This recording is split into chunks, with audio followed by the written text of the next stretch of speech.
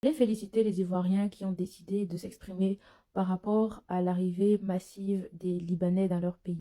Et j'espère sincèrement que le gouvernement ivoirien les suivra. Je sais déjà qu'il y a beaucoup de personnes qui vont mal prendre la vidéo ou qui prennent mal ce qui est en train de se passer en Côte d'Ivoire et qui ont trouvé le raccourci facile de dire que les Ivoiriens sont xénophobes.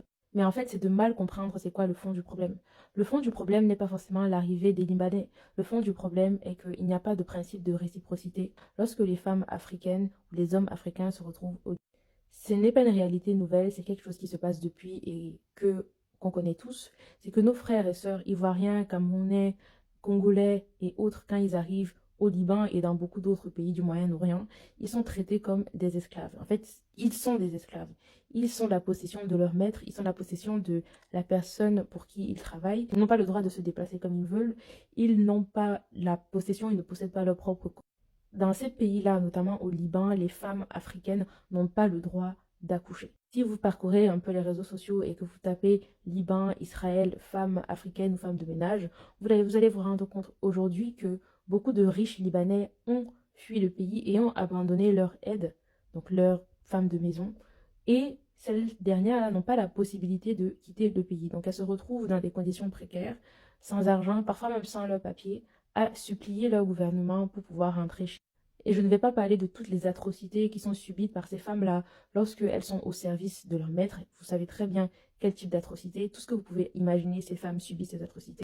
Donc ce qui se passe aujourd'hui, et le problème des Ivoiriens, des Camerounais et d'autres Africains, c'est que ces personnes-là, lorsqu'elles arrivent dans nos pays, elles se comportent de façon impérialiste. On sait très bien comment elles se comportent. Elles se comportent comme si elles étaient là pour nous mater. Elles sont là pour contrôler parce qu'elles se disent que leur peau et leur argent leur apportent ce privilège.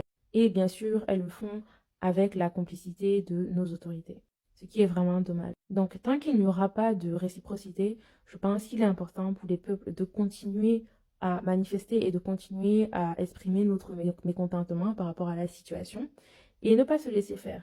Parce que malheureusement, nous les Africains, depuis la nuit des temps, on a c'est une qualité qui malheureusement est exploitée et continue à être exploitée. C'est le fait d'être accueillant, c'est le fait de recevoir l'étranger chez nous comme s'il était nous-mêmes. Ça a été utilisé contre nous durant des décennies. Donc il est vraiment temps pour les Africains, pour notre génération, pour notre futur, de nous relever et de ne pas nous laisser piétiner, quel que soit ce que nos dirigeants souvent corrompus ont à dire. Donc vraiment, courage à mes frères ivoiriens, courage à tous ceux-là qui décident de parler et de s'exprimer.